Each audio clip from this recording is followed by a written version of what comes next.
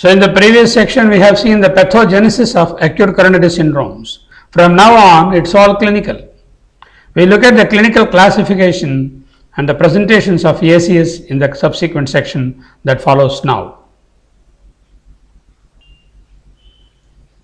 Coronary artery disease is not one single presentation. It has got a spectrum of presentations which is called the spectrum of CAD.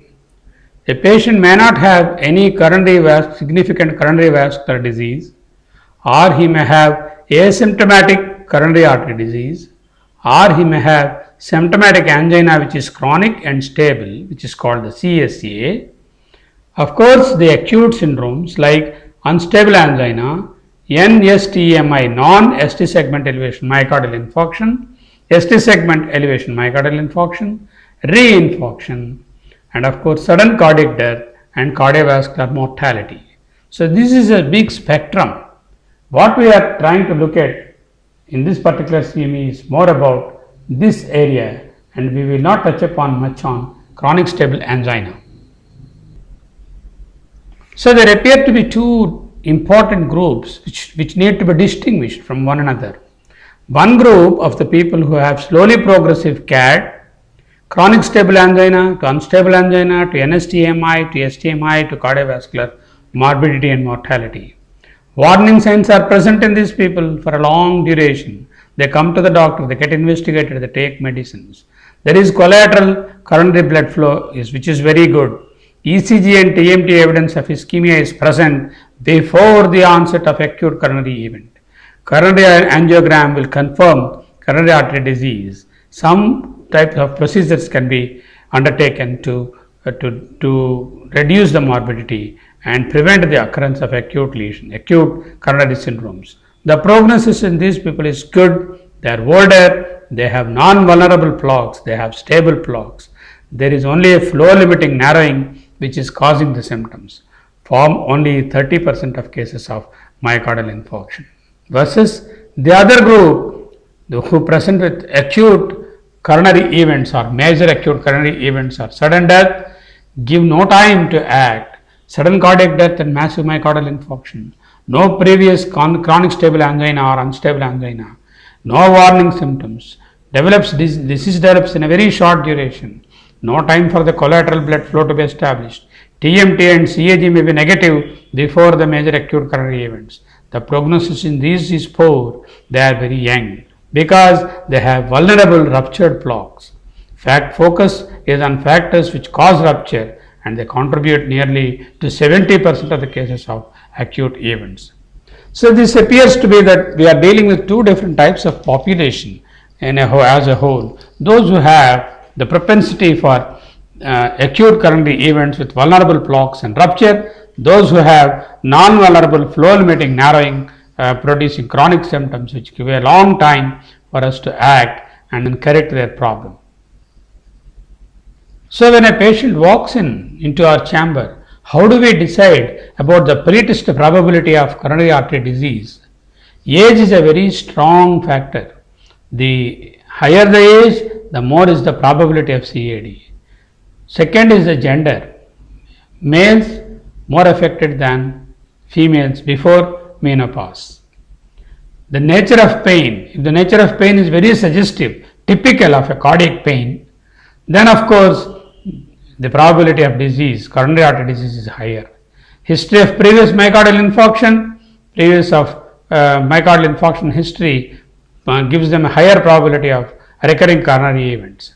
Diabetes, of course, very strong factor which increases the probability of CAD. Diabetes itself is called coronary equivalent. Smoking, a smoker has got higher probability of CAD, dyslipidemia and some STT changes in the resting ECG.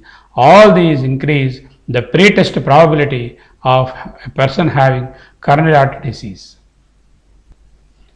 This is to say, a young lady around 25 years comes with a typical chest pain and she is not a diabetic, never smoked, did not have dyslipidemia and the resting ECG is normal. The probability of CAD in such a particular patient is very, very low. Versus another patient who is 65-year-old man comes with typical cardiac pain, history of previous myocardial infarction plus or minus, is a diabetic, he smokes, he has dyslipidemia, and there are some resting STT changes, the probability of CAD in that particular patient is very, very high. So when the patient presents with clinical symptoms, then look for the CV risk factors, derive the pretest probability using a computer model or using the probability table. If the probability less than 15%, no testing is required. If the probability is more than 75%, then of course no stress testing is indicated, straight away angiography will be indicated. If the patient is having an intermediate probability of 15 to 75%, then of course stress test will tell us whether the patient symptoms are really ischemic in origin, they can be induced by stress or not. So stress test will have a role only in those who have intermediate probability, not in those with low probability, not in those with high probability. For high probability patients, they need straight away coronary angiography.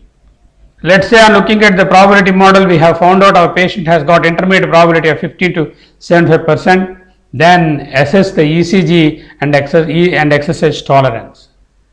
So if the ECG is normal and the patient can exercise, then of course you do the treadmill test and do the Duke score. If the Duke score is negative, no more testing. If the treadmill test is positive and the Duke score is suggestive of high probability disease, then that patient should go in for angiography.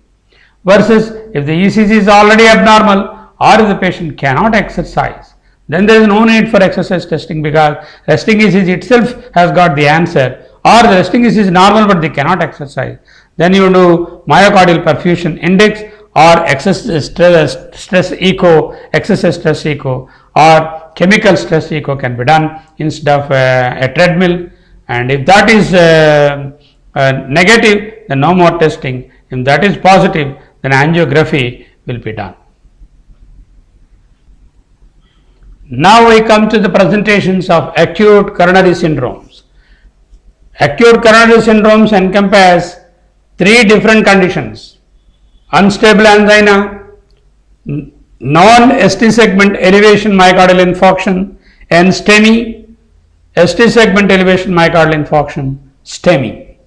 So patient may have any one of these categories, or he may move from unstable angina to STEMI or unstable angina to NSTEMI, which may move on to STEMI.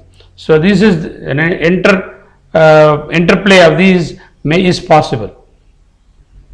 So on presentation, if the patient's ECG does not show any ST elevation, that becomes non-ST segment elevation acute coronary syndrome, which could be unstable angina or NSTMI or NSTEMI. Whereas when there is an ST segment elevation in the ECG on presentation, then that is called ST segment elevation myocardial infarction, and that could be either a Q wave myocardial infarction or non-Q wave myocardial infarction. What is the relative burden of these different types of acute coronary syndrome presentations? In United States, from one study data, 101.57 million people hospital admissions have occurred for acute coronary syndromes.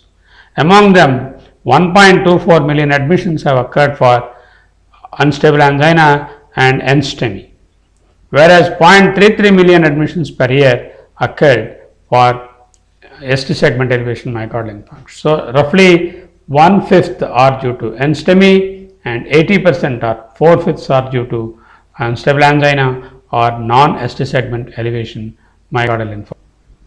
Another way of looking at the same information is what is the relative proportion of these. If we have 100 attacks of acute coronary syndrome, 60% of them will be unstable angina, 27% of them will be NSTMI, and 13% of them will be ST segment elevation frank through and through infarcts. So 60, 27 and 13% is the relative proportions of these various types of presentations. So thrombus formation in acute coronary syndrome, plaque disruption, plaque fissuring, plaque erosion, that leads to exposure of the vasoactive materials in the plaque to the active materials in the blood, leads to thrombus formation, and that thrombus formation If there is a lumen still persisting, then it leads to intermittent coronary syndrome, old terminology, non-QA myocardial infarction. There is total occlusion, QA myocardial infarction. Today, these terminologies are replaced by what is called NSTEMI or non-ST segment elevation coronary syndromes, which are this is a minor plaque here, the plaque rupture, but there is still some blood flow is still possible, subtotal occlusion. All these come under unstable angina and non-ST segment elevation. Whereas if one has got total occlusion, then it is a through and through transmural myocardial infarction, which produces QA myocardial infarction, which is today called ST segment elevation coronary syndrome or ST elevation MI.